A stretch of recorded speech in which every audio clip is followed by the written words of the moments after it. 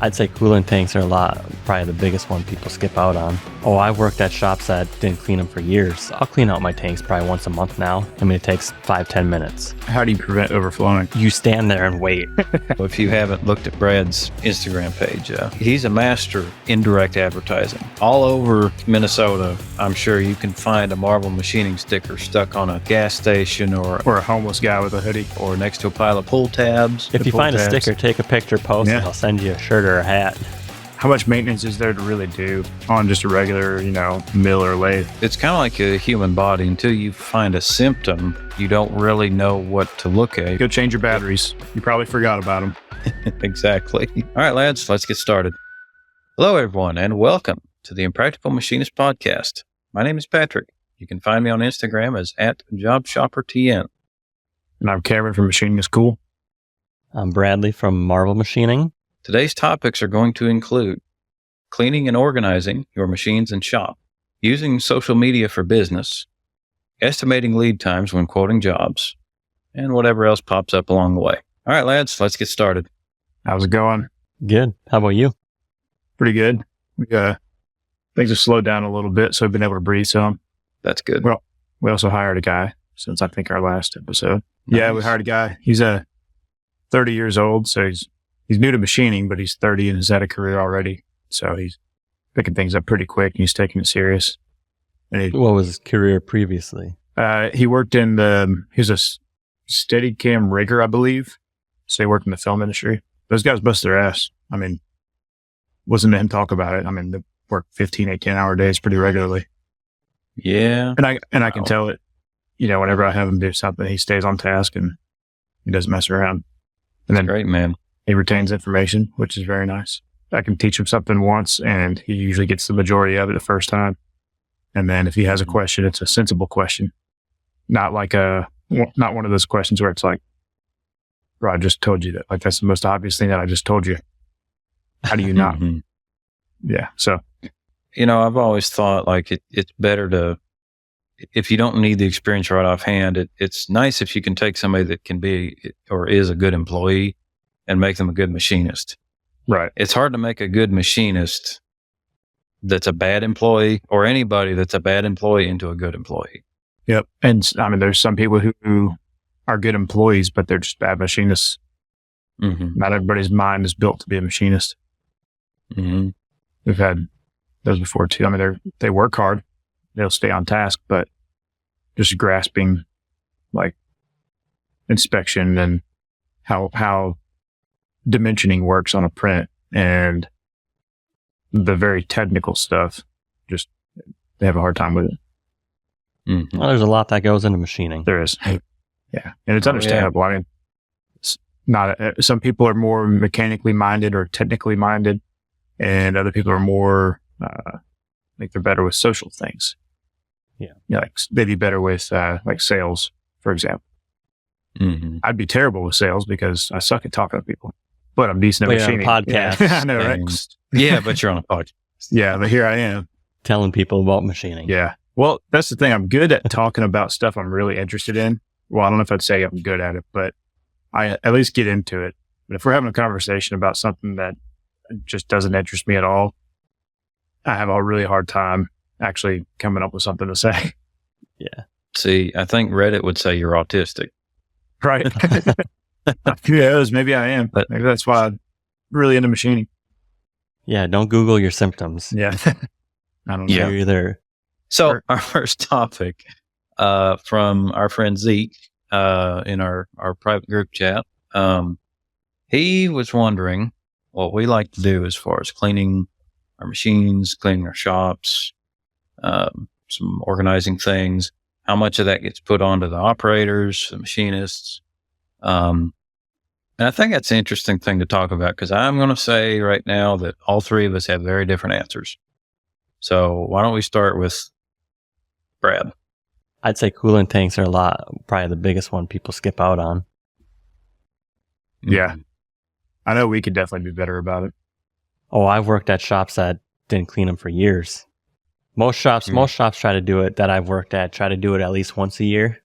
I'd say invest in something, whether it's DX Air, chip Trapper or Freddy, just it makes it so easy. Yeah. It's worth the money. Yeah. I mean, I bought one. I mean, I'll clean out my tanks probably once a month now, and it's not a full clean. Sometimes it's just sucking everything out and shooting the coolant back in just to get the chips out of the bottom of the tank. I mean, it takes 5-10 minutes. Having that X air makes a big difference. We've got one as well, and I mean, it's awesome. I do wish it worked more like a shop vac, because with the X air, you have to have the tip pretty much fully into some sort of liquid in order for it to actually pull vacuum, because it's just using compressed air. So I was kind of disappointed when we got it, and I realized it didn't work like a shop vac, but it makes sense why. But either way, I mean, for the price difference, I'm good with just using the X air.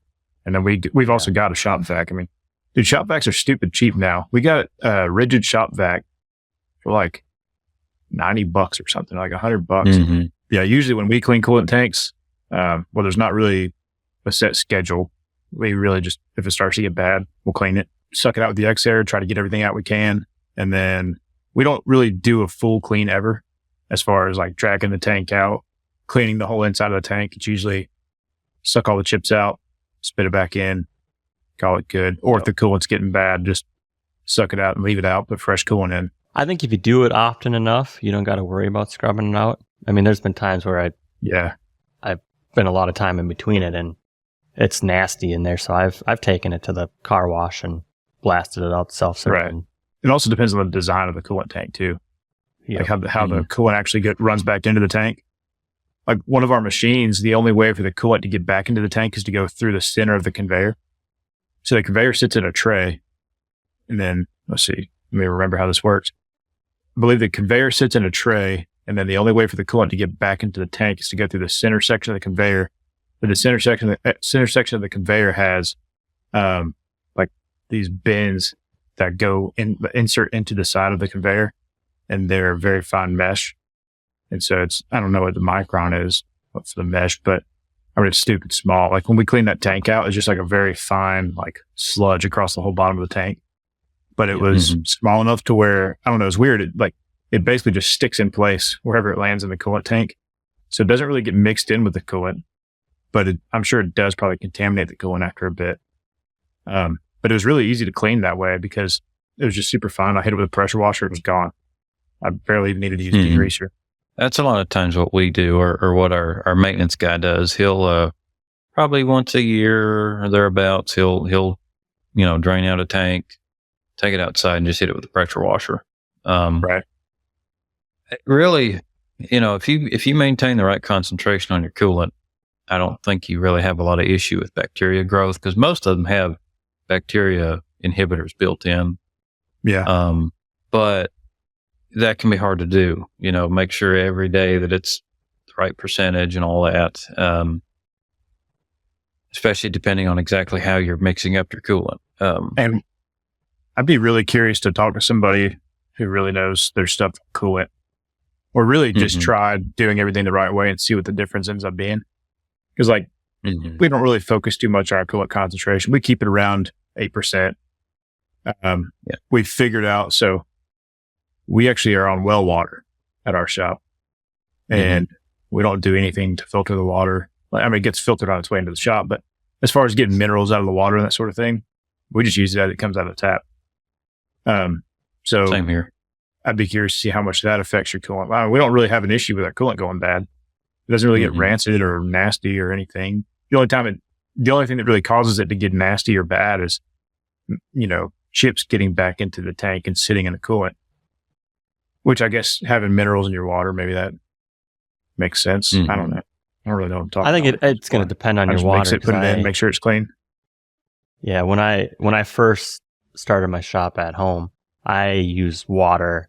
I just ran water from my laundry room, and that was water that came after my softener, and I had issues with it. Water, it was changing colors, turned brown fast. But then when I built my shop, I spliced in a line prior to the softener, and I have no issues with it. Really? Oh, wow. Yeah. I would don't assume know if that salt did you'd be better off. something. Maybe that's why we don't have issues. All the minerals in there help it. I mean, I was running Maybe. I was running Blazer to start, and I think that first tank I filled up within 3 weeks it was brown. And then Wow. when I replaced it, Yeah, I that ain't right. replaced it and I used water that came before the softener. And after that, I don't think I had that same coolant for a couple of years and it never turned brown. I mean, I'd clean it, I'd suck it out, blow it back in, but it never turned brown on me.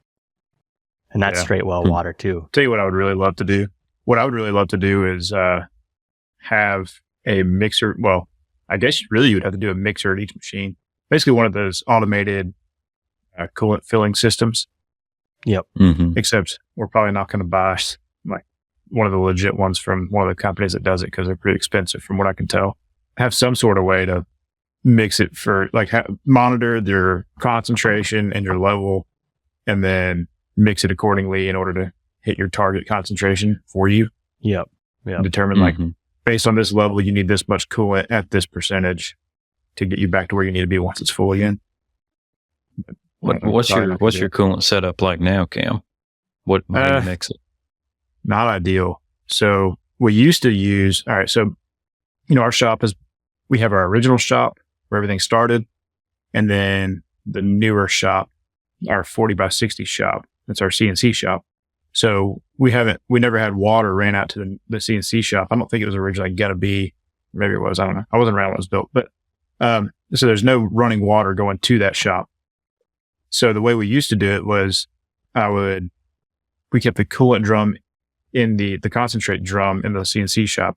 I would pour some concentrate into a bucket or 2 buckets, carry it over to where the faucet was at the other shop, fill it up and mix it as I'm filling it, carry it back over to the machine, dump it in the machine, which obviously that sucks.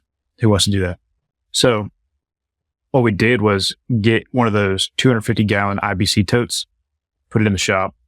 I rigged up a hose reel and it was I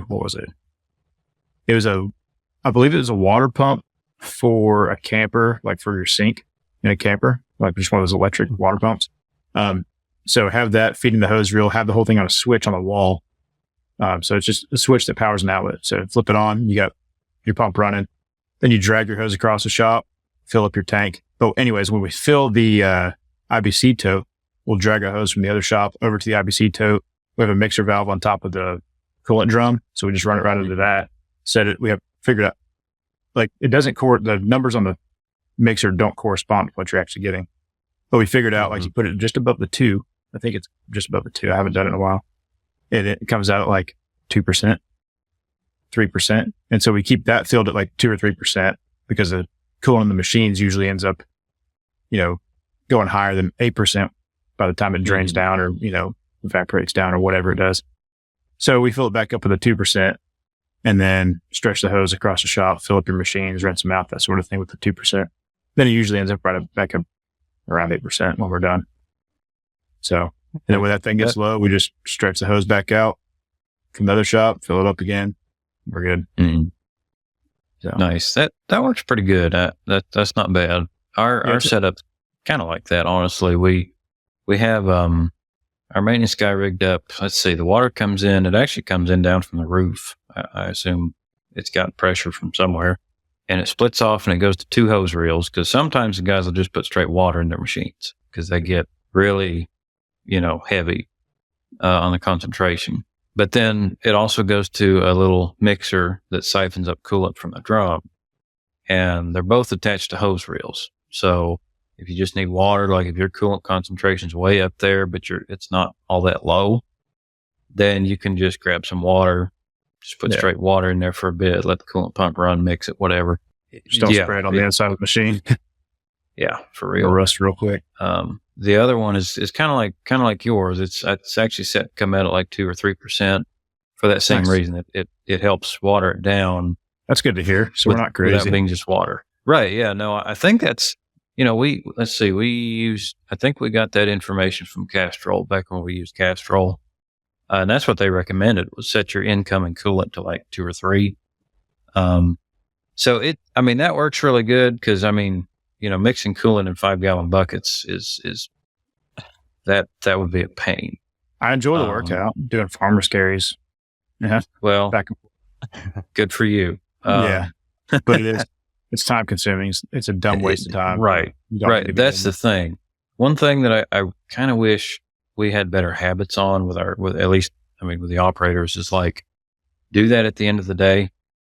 Don't wait, or like do it at the beginning of the day when you're doing a warm up. Don't wait until, my coolant pressure is really low in the middle of the day machine. now. Yeah. Right. Because I typically fill mine that's up the other in thing. the morning. You said you fill yours up in the morning? Yeah, that's when I typically check it because I usually at the end of the day, I don't always clean out my machine at the end of the day, so I let everything drain. And then in the morning, if it's low, Right. I replenish it. We do ours every Monday morning. So just beginning of the week, Monday morning after, it seems like some evaporates off over the weekend. So Monday morning, fill up all the coolant fill up coolant and whey oil on all the machines. So then you're good for the week, typically. And then keep an eye on it. Yeah. You know, if you're the operator, keep an eye on it because sometimes, you know, you get a lot of mist depending on what you're running, or you get carry out, that sort of thing. And you might run low during the week. But if you notice it, you just drag the hose from that pump. And I got a water line I drop into each tank. There's a valve at the machine. And then in my utility room, I got a water line, just straight water. And then I got one that pulls from my coolant tank too. So I can mix it as I'm filling. And then I got individual valves in there for each machine labeled. So I can do one machine at a time. That's nice. I want to down. So how do you prevent overflowing? You stand there and wait. I have walked away once or twice and forgot about it. Yeah. And then all of a sudden I see it coming out at my feet like, oh shit. My rule of the shop is if you fill up everybody the that machine, didn't vote for me, I have done it. Yeah. Right. My rule at the shop is if you're filling up a machine, you've got a timer on your phone. Yep. I don't care, you know, if you think you got it. Yeah. Because I don't want anybody to stand there and just watch water or watch coolant flow into a tank for 5 minutes. It's dumb. Get it going. I got a and go do door. something else in the meantime. My utility room's got a door, so I usually leave it open with the light on, and that's kind of I can see it at all times. So it's like, it's just kind of a constant reminder that something's on in there. But I am planning on, I'm going to swap it out for like a irrigation control system. So I can just go on the app and set it for like 15 minutes and it'll open the valve for 15 minutes and then close it on its own. Yeah. I came up with a way. I haven't done it. Maybe I'll do it in the future. I don't know. But basically a way to autofill the machines, just using basic like MasterCard stuff, and probably 3D print some sort of housing for it, or machine something. I don't know. Figure something out. But basically, I have like a low level switch to where whenever, like with a float on it, and so or something. What did I use? It's been like a year since I figured it out, and I just haven't done anything with it.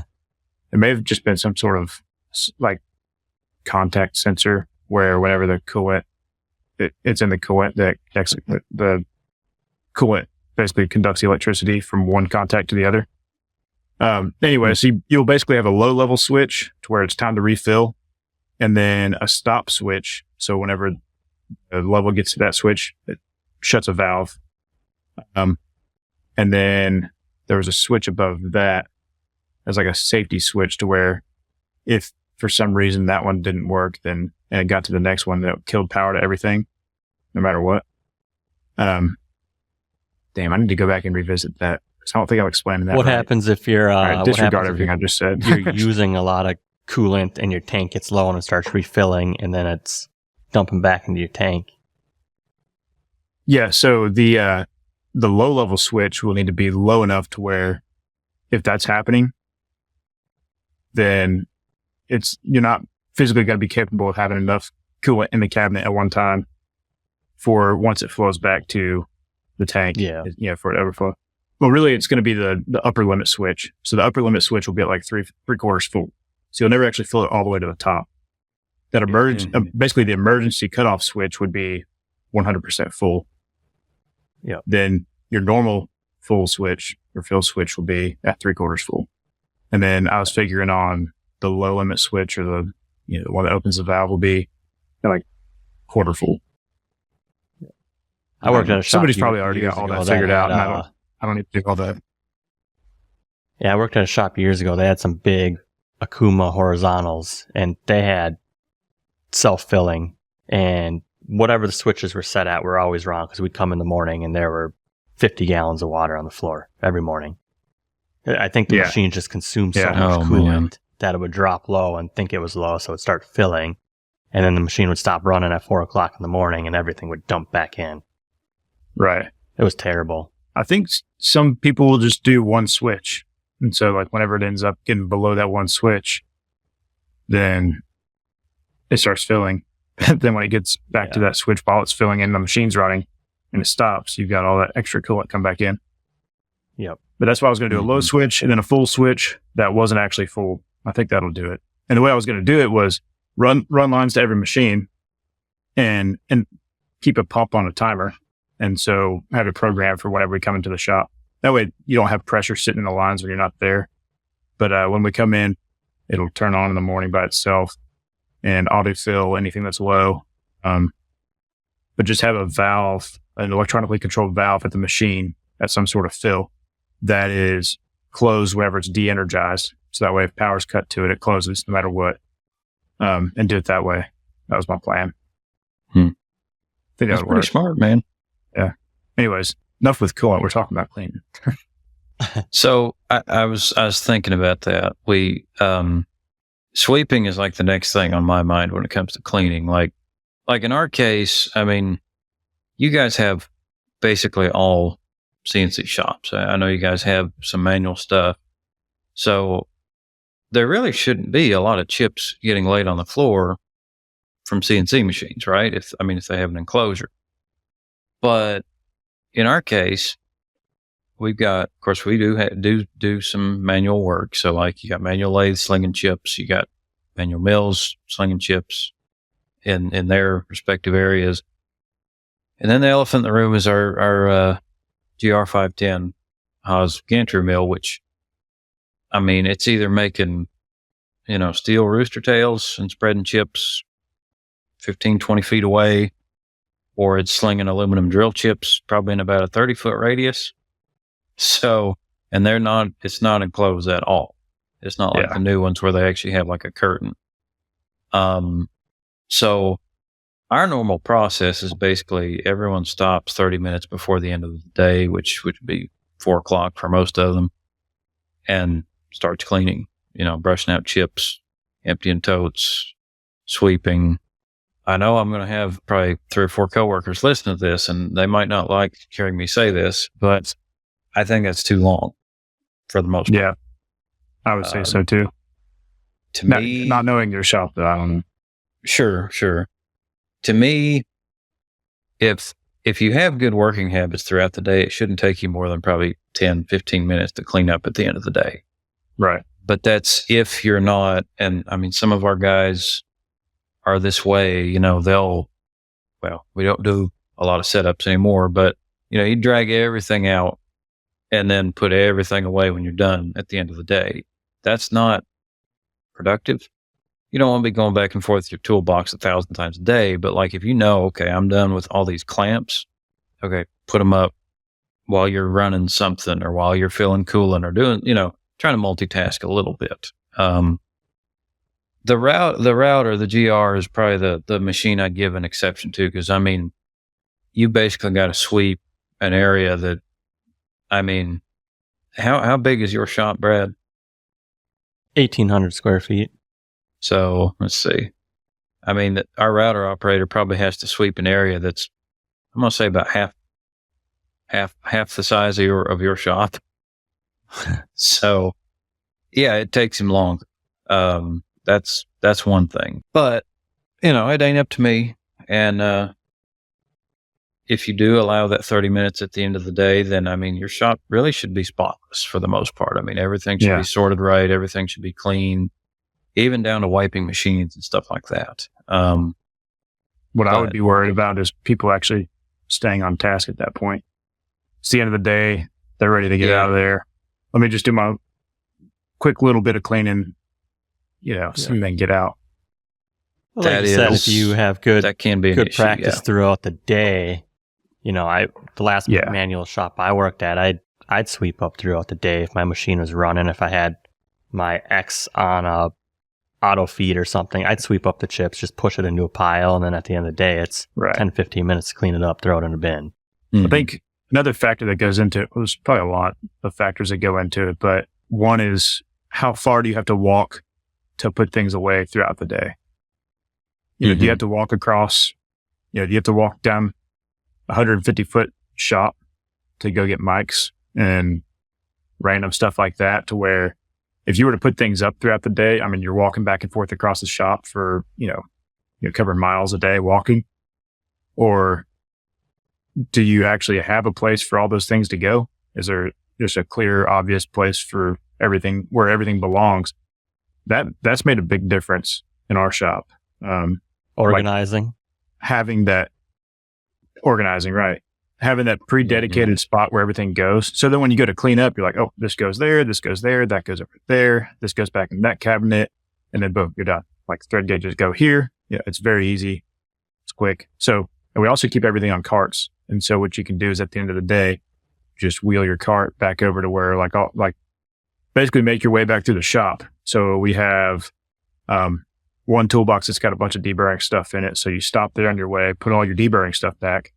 And then any random tools you might have left, you throw those back in the rack or put them back in the cabinet, and then make your way over to the inspection room, go ahead and put away all your mics and your thread gauges and stuff like that.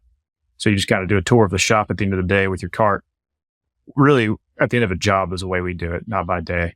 So once that job is done, kind of get reset before you do the next job. Make your tour with your cart, put everything back. That's the way I try to do it. And then go back and tidy up, and then you're ready for the next job. But as far as actually cleaning the shop, we do Monday mornings. So instead of doing, Thursday afternoon, or if you work 5 days a week, Friday afternoon, when everybody is ready to get out of there and they're worn out from the week and ready to go get started on their weekend plans, you do it Monday morning. That way, first thing Monday morning, you're kind of getting back into the groove of working again after the weekend and drinking your coffee, taking your time, not making anything critical, not doing anything that requires a ton of brain power. You're just cleaning. But we have a whole checklist. So everybody spends 2 or 3 hours Monday morning. We go through that checklist. Typical cleaning stuff, get the bulk of the chips out of the machines, dump all the chip buckets. We put away any tooling or fixturing that's out that isn't currently being used for a job. Then fill the coolant tanks, weigh lube, wipe down all the toolboxes in each machine. So we've got some stainless steel Husky toolboxes at every mill. So we just use WD-40 to wipe down the stainless. So quick squirt with WD-40, wipe it down real quick, because you get like grinding dust and stuff on it, random crap. So anyways, go through and reset every mill and lathe, like the toolbox and like station and all that. There's gonna be a few things that I miss. Take out the trash everywhere. I think that's the bulk of it. Clean the manual mill, the manual lathe, really just blow all the chips off of it. And if it needs to be wiped down, wipe it down. And then the last thing that everybody does is sweep. That's kind of the rule. Like, I would wipe down one machine. So use some degreaser and wipe down one machine a week. That way we just rotate through them. So every 6th week, a machine is getting cleaned again. Yeah. So that was a nice little addition too. Anyways, I find it easier the last thing to clean in the morning before the day starts. Sometimes I'll come fire up my machines, start the warm up cycle, and then I find myself sweeping. Just machine's going to run for 10 minutes, warm up, sweep and put everything away before the day starts. Yeah. And you're not looking for shit. And then you got a fresh start. Yep. And you kind of, as your brain's waking up, you do stuff like that. No, I like that better too. Like you said, at the end of the day, or so that's kind of our Friday, process. You want to go home. Yeah. Right. So it's nice to just drop everything where it's at. Like, you finish up those parts that you're working on. Like, as soon as you get done with those, we just drop everything where it's at. I'm like, that's a Monday problem. We'll figure that out. Yeah. I'm sure that actually helps keep you from taking that into the weekend with you, Right. I might have to suggest that. I've thought about that before. I've seen that suggested elsewhere, like clean up in the mornings instead of the evenings. Mm-hmm. And I might have to see if we could try that sometime. And I think say we spend 2 or 3 hours Monday morning cleaning, we get there at 7. Mm-hmm. So by 9 or 10, the whole shop is clean. Everything is back where it goes. You've got a fresh start. The entire shop is clean. So there's not like that random area where there's a bunch of junk sitting that just needs to be put away. Like it's all back where it goes. So you always get that fresh start at the beginning of the week. And I would say it's probably a net positive as far as time saved, not looking for stuff that you need. Stuff didn't get put away. So you're walking across the shop trying to find it again. The set of 0 to 1 mics was over at this machine and hasn't been needed for that job for a week. And then you finally need it. So you go over to the inspection room. They're not where they go in there. Then you start going to every single machine trying to find, everybody knows that game. So the time saved doing that sort of thing. And then the time saved with not stopping the job that you're running to go fill up your machine with coolant, like you were talking about earlier. But then what happens is you go to fill up the machine with coolant, and then the coolant tank that we have, our IBC tote, is low. So then you got to stop and go grab the hose, bring it back over, fill it back up. It's a whole chain of events that ends up happening. So having that dedicated time to just knock it out ends up saving time in the long run, I think. Yeah, I like the sound of that, Cam. I mean, it all ties in together. Cleanliness, organization, they go together. I'll say, like you mentioned you have a checklist for stuff like that. We kind of used to do that. Like everybody had a certain thing that they did at the end of the week or the end of the day or whatever. And I'll say, I mean, a lot of times if you don't make it somebody's job, they're not going to do it on their own. Right. So that actually helps if this guy knows, hey, it's my job to go around the shop and make sure all the wrenches are in the right place, or all the measuring tools are in the right place, or all the trash is taken out even. I mean, that does help. And that's stuff that, like, as your shop grows, you'll probably have to do more of that kind of thing because, I mean, when we implemented stuff like that, we were probably 50, 60% bigger operator wise than we are now. And it helped a lot then. It would help a lot now.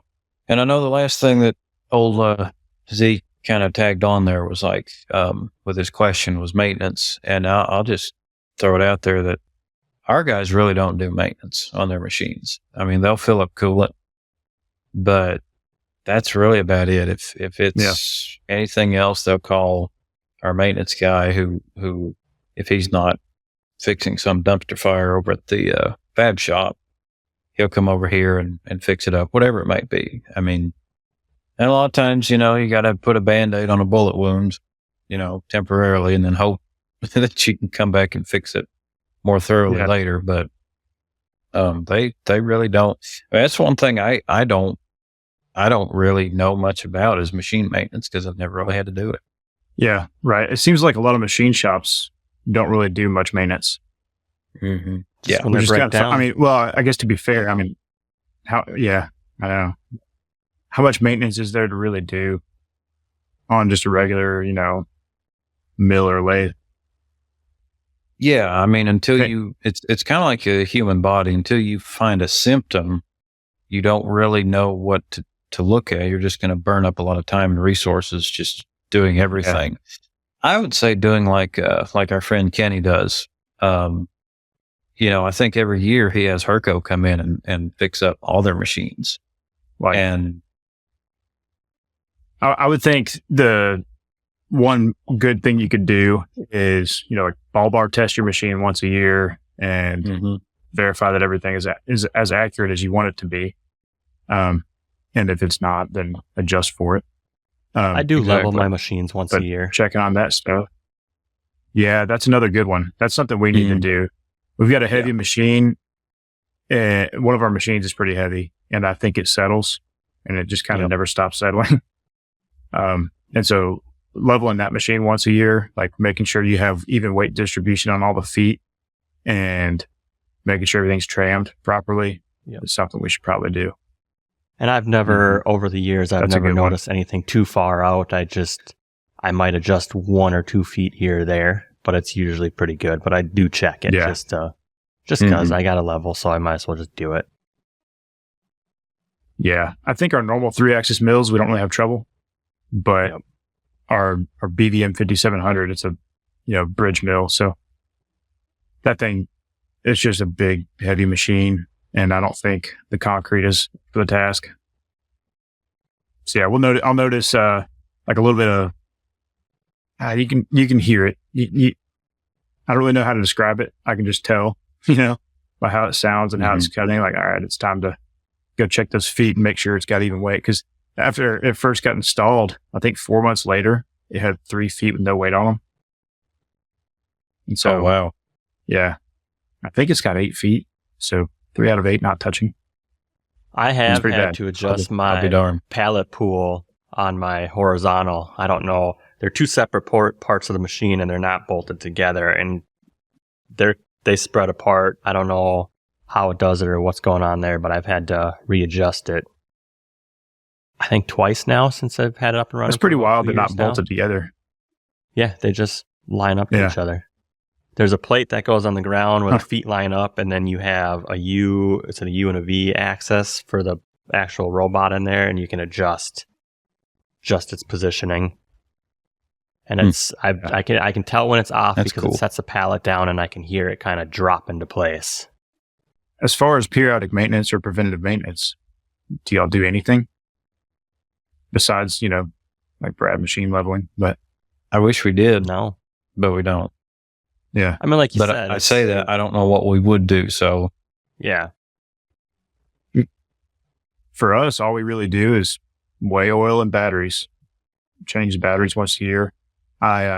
We'll print out we've got a label maker. We'll print out a label and put it right above the control saying, replace batteries this date. It's 1 year from the last time they were replaced. And we replace them all on every machine at the same time. So when that time rolls around, it's not like you have one, the dates are staggered or anything. So it's easy to forget. Easy to get there every single day. You forget it even exists. It would be pretty easy to miss. I mean, I guess you could forget it even exists. Replacing your batteries on time if you don't do them all at the same time and just have it all knocked out at once. I've It's never not that hard. replaced It takes like an battery in my hour. machines. Really? Nope, it's never I even think- popped up. We've got backup batteries for the servo drives, and then there's some backup batteries in the controls. And I don't know. I don't really want to deal with if the battery drops and it drops like your location and you have to rehome everything. Like, I'm good.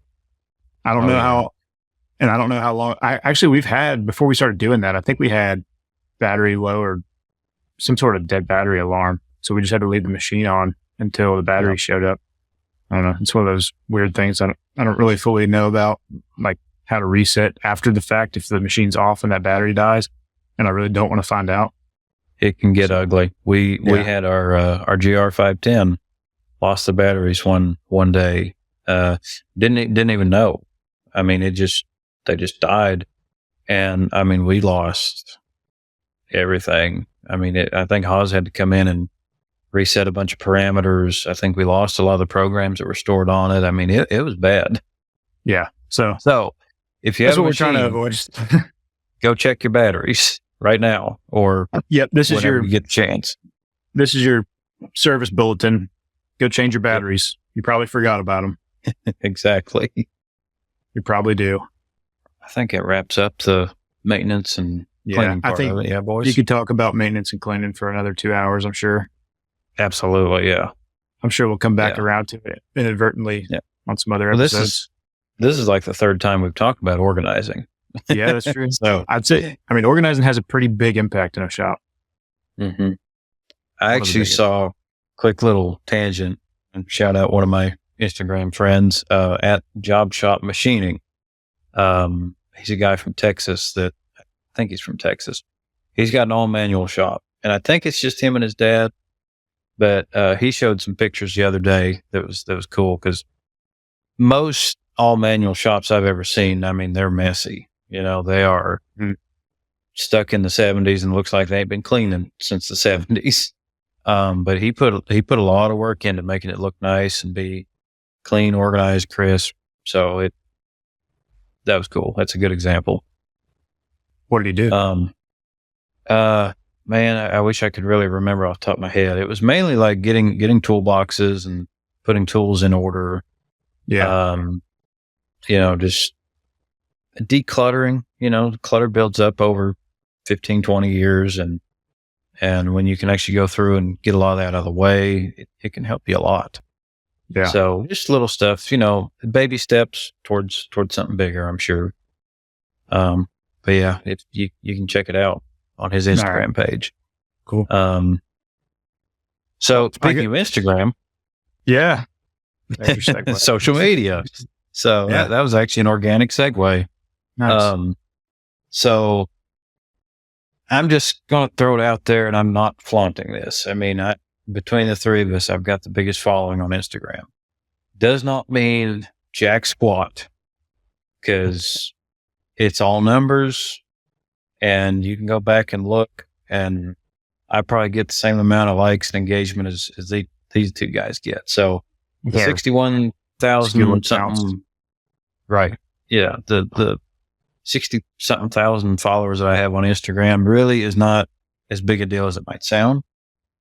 But we were talking about this the other day in chats, and how can you use different forms of social media and just advertising in general to help a machining business? And I got two things I'm going to say right off the bat. One is I have gotten us, let me back up a little bit.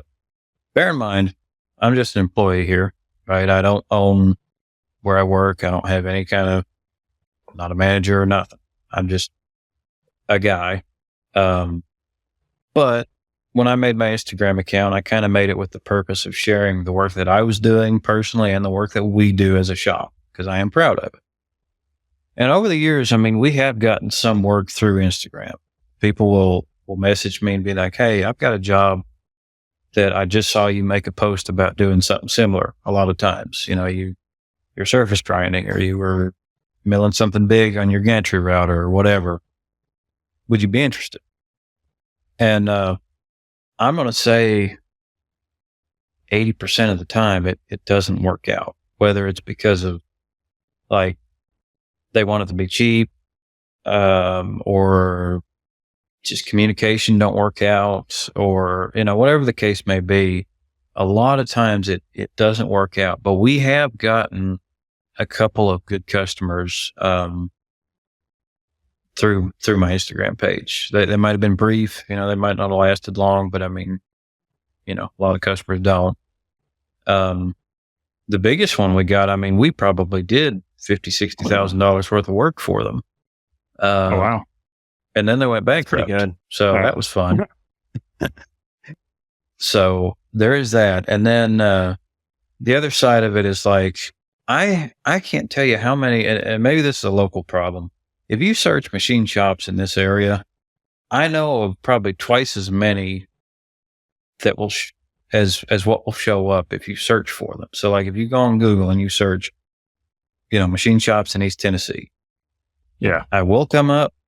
I can think of about 3 that'll come up, and then I can think of about 8 that I know of that don't have any kind of online presence. And that surprises me, because I mean, so if you get on Google Maps and you search that up, I wouldn't say a lot of the time, but there's a lot of companies out there that don't realize if they go, I think you go to Google My Business or something like that, and you actually put yourself in there to show up on Google Maps. So you basically create a Google or a business under Google's account, create yourself as a business and say, here's where we are, here's our phone number, here's our website, where you give a description of your business and all that stuff, and then it'll show up on the map whenever you search it. So there's probably a lot of shops where they don't even realize that's how you end up on Google Maps. Yeah. Exactly. Yellow pages. Yeah. I've gotten a few customers from Instagram, but I don't, nothing that has stuck. A few jobs here and there. I had one guy, I did a few jobs for about a year period, and then I haven't heard from him since, but I don't know. It's more, for me, it's brand recognition. It's just getting my name out there. So, and I've heard people, Becca shared that they get some work on LinkedIn. I'm not a fan of LinkedIn. I usually try to stay off of that. I haven't touched my LinkedIn in 7 years. Same. But I don't even know what it probably happens works on there. for some people. Right. Yeah. Yeah, I'm sure it works for some people, and yeah, there's just not that much of a space to actually go on and advertise that kind of work.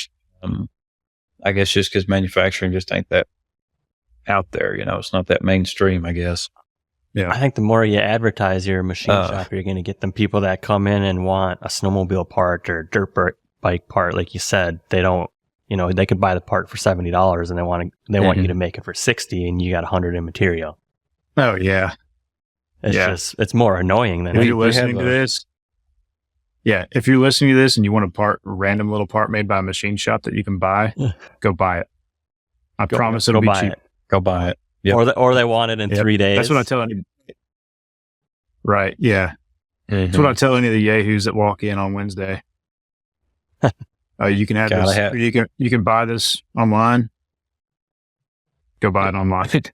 Gotta have the yahoos, man. And that actually, I mean, Becca. Those of you who don't know, Becca Wolfinger, she's also a Practical Machinist contributor. She has mentioned before, they don't try to locally advertise their business because they get a lot of that kind of junk. And I remember she shared a picture of their front office door that's it has a sign on that says by appointment only. And I love that. I kind of wish we had that because it keeps, but that applies for customers and tool reps. Yeah. Or anybody else peddling their brand or whatever it is they're selling. Right. Email I don't me. get a lot of people that randomly show up. It's more the calls, emails. Can you make this? Can you do this? I got the shaft I need a hole drilled through. Can you do this? Can I bring it over and stand there and watch you do it? Well, no, I don't have time for that. Yeah. And then, you throw out $100. Oh, I can't stand that. Well, it's only going to take you 20 minutes. Well, do it yourself then. Yeah. But I've also got a $7,000 part in my mill right now. I don't care about your $100 part. Yep. I had a guy come. I don't remember if it's a snowmobile part or a dirt bike, what it was, but he came on a Sunday. He stopped by and asked if I could make him something. And I was like, yeah, $200, whatever. And he's like, well, can I just wait for it? I'm like, I'm not going to do it right now. He's like, well, your shop's right there. I'm like, yeah. So I brought him in and I showed him what was in there. I said, I have to take this out. I have to do your part. And then I got to put it back in. I said, do you want to pay for all that? He's like, well, I'm here. You can't just do it for me quick. I'm like, no. I gave it back to him. I said, I got no interest in doing it. I said, if you want to wait 4 weeks, I'll do it. And he was pissed. Yeah. Right. So now if people call or text, I just say no. And if I got a couple people I'll do stuff for, but it's give me 3-4 weeks. I'm squeezing it in. I'm not going to stop what I'm doing to do your $100 part. Yeah. No, I'll do the same. There's local people or friends or whatever that I'll squeeze something in for, or I'll stay after work and just do it, but that's on my own time. And it's really just a favor for a friend, but regular old walk-ins that just want some random crap done, probably not going to do it. Or just because I want to make. Cool factor does play a part though. If they come in with something that's really cool, I'm like, oh, all right. Mm-hmm. Yeah, that's a good point. If it's just some daggum piece of junk off a John Deere that's covered in cow manure, I don't really want to fool with it. If it's something, something interesting, something cool that, goes to a robot or something like that, hey, sure. But it's still that, well, get a little off subject there, but the walk-in stuff is the downside to heavy advertising. And that's where the locking your doors and having a by appointment only thing kind of goes a long way. If you put up stickers everywhere, you'll get a lot of walk-ins.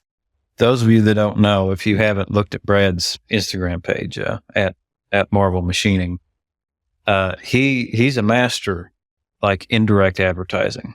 All over Minnesota, I'm sure you can find a Marvel Machining sticker stuck on a gas station or a homeless guy with a hoodie.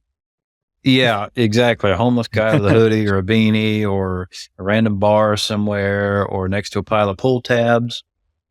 If you find a sticker, take a picture, post it. I'll send you a shirt or a hat. There you go. Yeah. Yeah. So what's your theories or your bag of tricks on getting the name out there and brand recognition and that sort of thing? I mean, I started it for brand recognition, more or less, just getting it out there. I gave out so many hats, stickers, shirts, give them away. I mean, I see people out in public wearing my shirt. I don't even know who they are. Or people will send me pictures. Hey, I saw this guy. I got a picture last winter from a buddy. He was out snowboarding somewhere in Wisconsin, and he sent me a picture. He was in the chalet looking down. Somebody was walking in with a hat and a shirt, the hat on. He's like, hey, you know this guy? And my kid was there with him. And my kid went up to him. He's like, hey, that's my dad's shop. And it ended up being somebody I knew at the time. But I mean, I see people probably every week wearing it. Random. So it's like free advertising. Just give out some awesome $15 shirt. Just try to get people to see it as often as they can. I mean, that's true because, I mean, if one person sees, Marvel machining, just that alone, and they might be like an engineer or salesperson or something like that at a company, it's in their head somewhere that, I need a machine shop for something. Oh, I saw, let me look up Marvel machining. I saw that the other day. Oh, hey, he's right there and wherever. Well, like you see a sticker.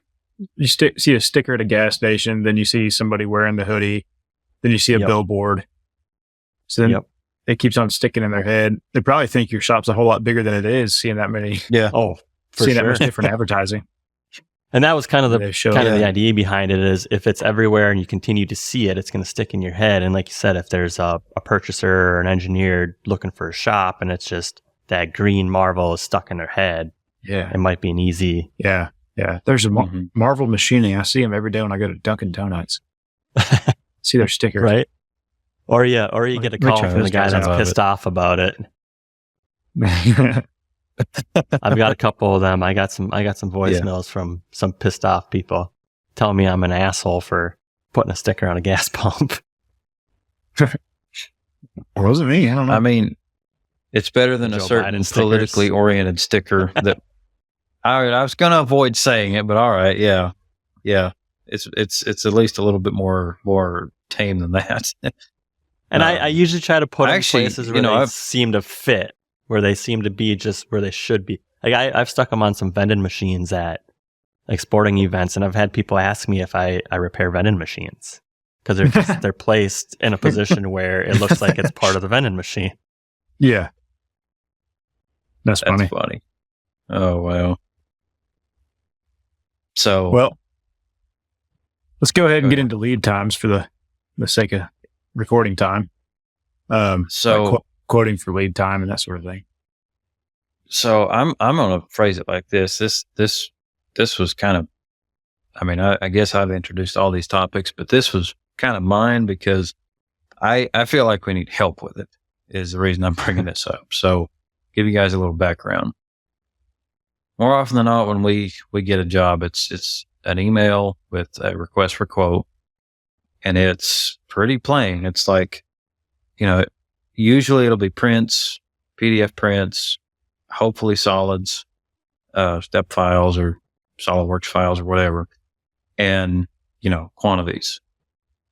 And that's it. Quote, these quantities of these parts. And so our quoting team will kind of build it in our quoting software. They'll usually bounce it back to me to review, the process and the setup time, cycle time, all that stuff, material size, whatever. And then at the very end of it, they'll come to us and ask, I say us, meaning myself and the machine shop manager. And they'll ask us, what lead time do you want on this part? Or on this quote. And I'll be honest, most often, man, we're having to make a guess because we don't know what the customer wants unless they say it up front, which is pretty rare. So usually we have no idea how quick the customer actually wants the job quoted or, received in. We're just trying to take a guess based off the workload that we currently see right now on the shop floor, which we don't know what's coming. So 3 days ago, we might have got a job that we quoted 2 weeks ago, and we don't know that we got that. And we're building a lead time based off of what we see currently right now. And if we're lucky enough to know what's coming in like a week ahead or something. It's gotten easier, and I'm not saying this is a good thing because it's not. It's gotten easier as we've gotten down to where we basically only have two of our, well, I guess I'll say three of our guys that do job shop work. Everybody else is running like constant repetitive production. So our lathe guy, our programmer, our other programmer does a lot of mill work. And of course our manual machinist. It's gotten easier as like over the last year and a half, we've gone from probably 6 or 7 guys doing job shop work that's completely not repetitive and unpredictable to, 2 to 3. But it's just hard. And I just wondered if you guys had any tips for how do you determine, or is there a better way to go about trying to figure that out? Because usually, I'll say this and I'll wrap up my monologue. Usually when we give it, a short lead time for us is 2 weeks. Unless we are like desperate for work and we know that we don't have anything coming. But, especially since we've only got, 2 guys or 3 guys, it doesn't take much for us to go to like a 3-week, 4-week lead time on a bigger job. But that's kind of just us guessing. So what do you guys think? Have you ever considered just having a blanket lead time? So apply the same lead time to everything. Then if you get it done faster, you get it done faster. That's what we do. So we do an 8-week lead time for everything. You send in a quote, 8-week lead time.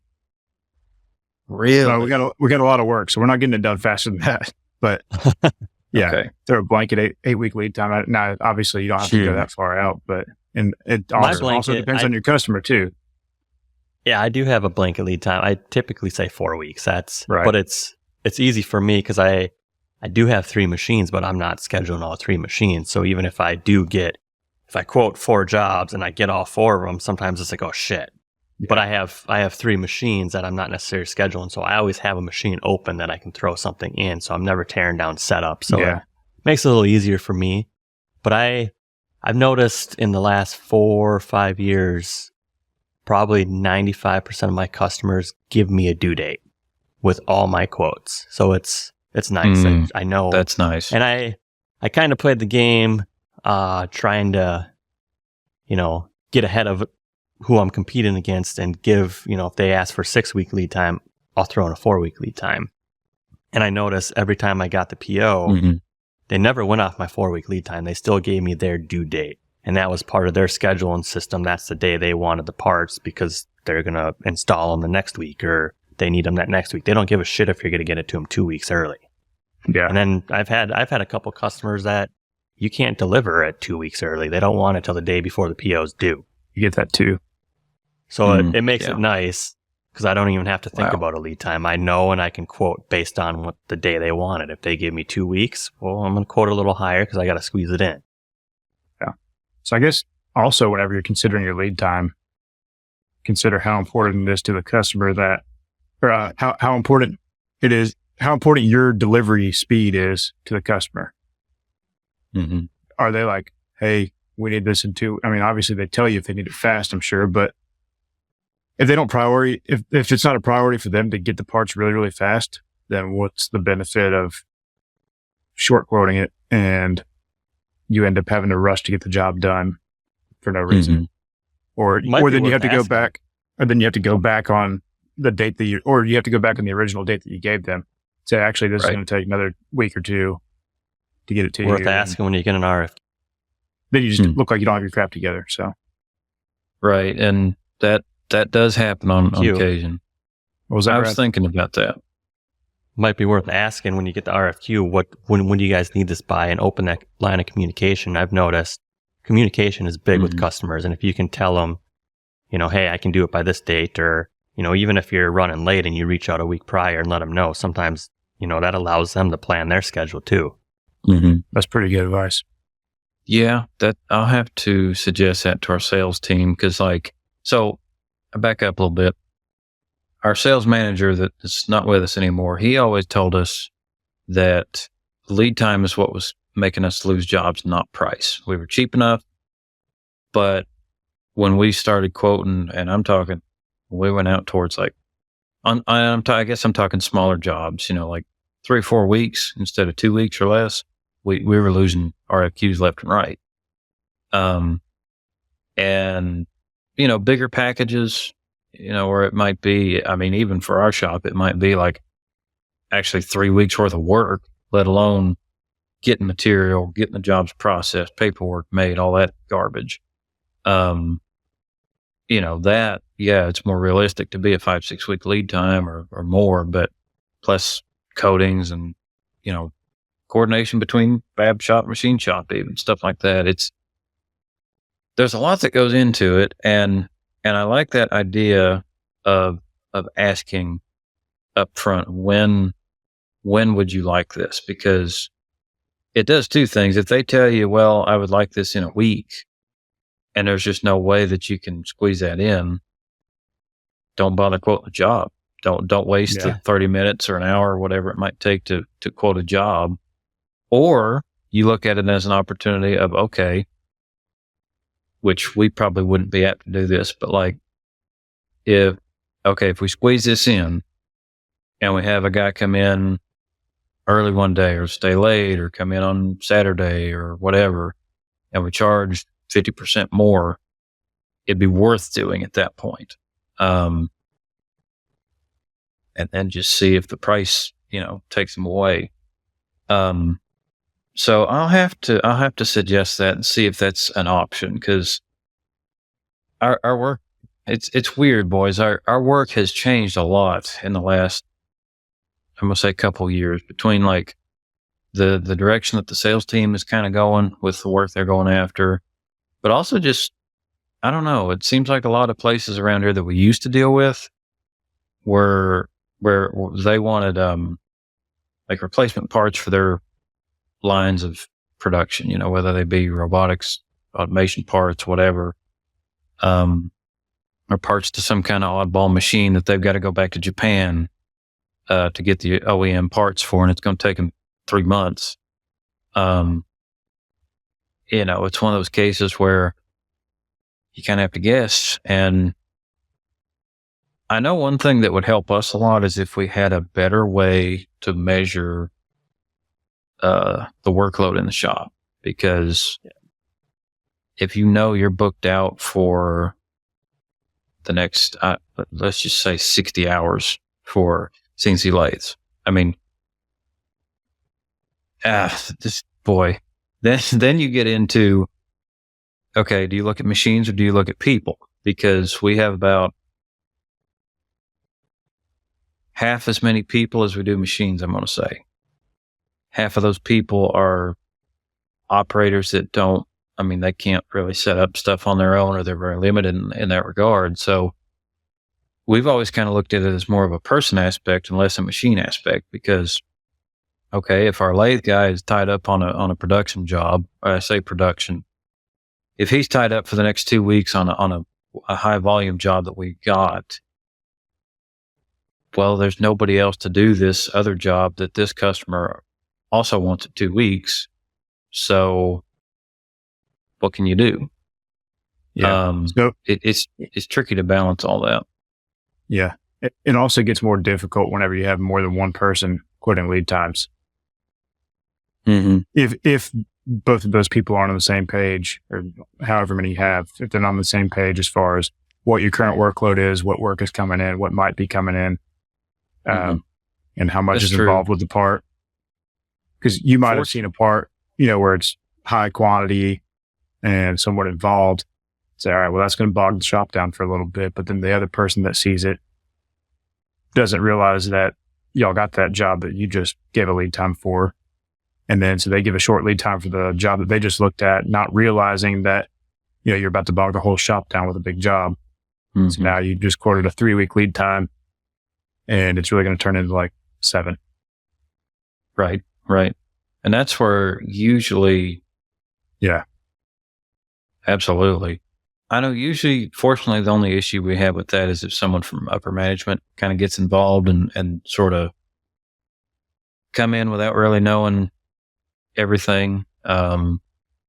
Myself and the shop manager, I mean, I usually come up with the times on something. So I'll know, hey, this is a 30-hour job, or this is a 3-hour job, or, or this is a multiple machine 80-hour job, that, whatever. I'll tell him that, and then he'll determine, because he's got a better finger on the pulse of like our workload.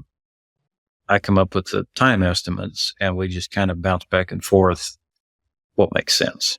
So how do you guys have like a job board where you can see all the jobs you have at one time and where they're at in the process? No, nothing like that. The closest we have E2, or I guess it's called Job Boss now. Yeah. The boss will print out what E2 calls a schedule. It's not a schedule. And I hate to call it that. It's really just a report of open orders. And they'll have our due dates on them, the job number, the customer, the part name, but that's really about it. And the information is really limited. Yeah. Now, I haven't used Job Boss or any other, pre-made ERP system that's designed for machine shops. But from the people that I've talked to and what I've kind of figured is most people aren't using the ERP the way it was designed. So that would be my question. Like, are you guys actually using it the way it was intended? Is all the information being put in the way it's supposed to? And are you flowing things correctly within the software to where you can get a good feel, or even just pull a good report on what is actually happening, how much time that you actually have stacked up for each job? I mean, without seeing it, I can't really, give you really good input there, but. Yeah. No, you're right, Kim. Cause like, I know I don't do much in E2. I've never gotten any training on it. The shop manager, I think he got a little bit. And it does go back to what you said before. Like if you put what's the old saying? You put garbage in, you get garbage out. Yeah. So like if the right information is not getting put in up front, and in our case, it's not a machinist or anything like that that's putting that information in, it's just an office worker, a secretary, or whatever the case may be. So I'm sure the answer probably is in using our ERP software the right way and people sticking to it, because if you get people throwing their weight around trying to say, oh, well, I know our schedule says this, but I want to do this instead. Well, you may as well just throw the whole thing away. So, do you put in, like it's going to take this much setup time, this much run time for this operation in there? Yeah. Like per machine, it's not really per operation, but like it'll be like this much setup time and cycle time on this on a mill. And then we might have this much setup time and cycle time on a lathe, this much time to heat treat, that kind of thing. Because if you have accurate information there, I would assume that you would be able to pull some sort of report showing where you are and everything, saying like, all right, well, these jobs are waiting because these machines are being taken up. I don't know if you can actually funnel work to a machine on the software, but I don't know. I would think there would be something in there that, if you've got your times all somewhat accurate for each operation of the part and how much time you need for something to go and get heat treated or welded or anodized. I don't know. You should be able to schedule somehow with that. Right. Well, I do know like E2 supposedly has what they call a visual scheduling system. So, it's one of those cases. I'm sure a lot of our problem just comes down to the fact that that's never been set up. Nobody either has the time or inclination to set it up. Yeah. And it's always a shame too to see shops do that sort of thing. It seems like a lot of places do that. Anybody I've talked to, because I've asked around a lot about ERP systems because I'm interested in getting into one, but it seems like you'll talk to two people that say they hate this software, it sucks, don't ever use it. And then you talk to one person who's like, oh, I love it, it does everything. Like, you just got to put your information. Every software. Exactly, yeah. And so, but the people who hate it are half-assed using it and not actually giving it what it needs and not diving all the way into the software. And I don't know. They're not using it the way it's supposed to be used. So, right. That's a good point. And we could be worth it to get somebody from Job Boss out there to give you a refresher. Yeah, I think they had them come out a few years ago. But another thing that comes in with all that is like, when people leave, and whoever goes into their spot doesn't either doesn't know their role and doesn't get a lot of training, or it's just not a focus, then it's kind of a wash anyway. Like getting rid of tribal knowledge is pretty important. Yeah, that's exactly what it is. Things rely on tribal knowledge. That person isn't there that day, or that person leaves, then they just leave a big void. And if you have written out processes, it sounds annoying, like gotta have written out processes for everything. But it's effective if you implement it correctly. I mean, don't go creating a bunch of bureaucracy and having way more processes than you need, but for the stuff that makes sense, like this is how we input data into Job Boss. This is what you need to make sure you include in there. And if you don't know the answer, this is where you need to go to find it. That's or some sort of screening process for like a new part, some sort of screening process where it goes through the programmers before it gets input into Job Boss, saying like, all right, I estimate we're going to need these tools. It's going to be this much cycle time per machine. It's got, we need to